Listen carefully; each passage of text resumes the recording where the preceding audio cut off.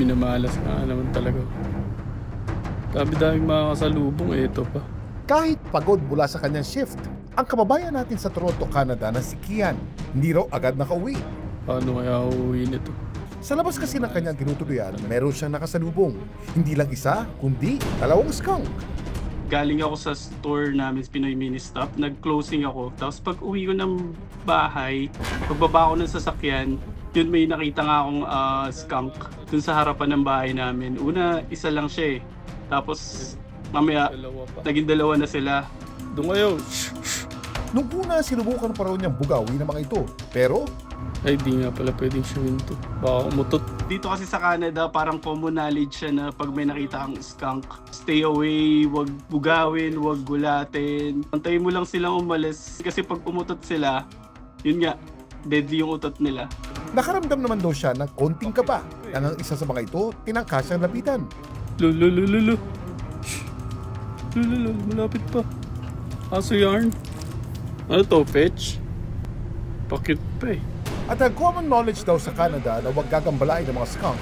No choice ako kundi mag-antay lang dun. Kaya sa bahay namin, pag madaling araw, may nakita kaming skunk sa labas, minimake sure namin na sarado lahat.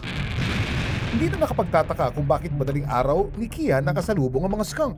Ang mga skunk kasi, nocturnal at crepuscular.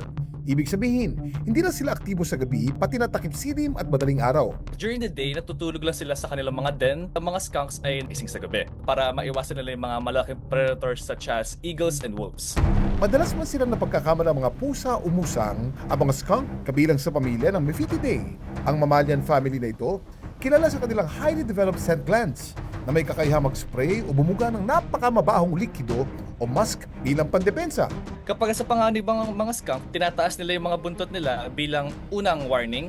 And pag hindi pa rin umatras yung predator, tsaka nila i-spray yung kanilang defense. At huwag ka, kaya hindi lang tamaan ang kanilang target kahit 12 feet pa ang layo nito. Kaya nilang kontrolin yung spray nila at itutok ito sa mga mata ng mga predators. Pero bakit ka ba napakabaho ng kanilang musk? Dahil to sa taglay nitong sulfur compounds na kung tawagin, thiols. Maihahalin tulad ang amoy nito sa bugok na itlog, nasusunog na goma o bawang at sibuyas. Mahirap tanggalin ang thiols dahil ang mga molecules nito ay madaling kumapit sa balat, damit, at buhok. Hindi rin sila basta-basta nahuhugasan dahil hindi sila water-soluble o natutunaw sa tubig, just like mantika. Dito sa Pilipinas, wala tayong native na skunk. Pero may isa silang kamag-anak na notorious din naglalabas na napakasangsang na amoy bilang defense mechanism. Ano ito?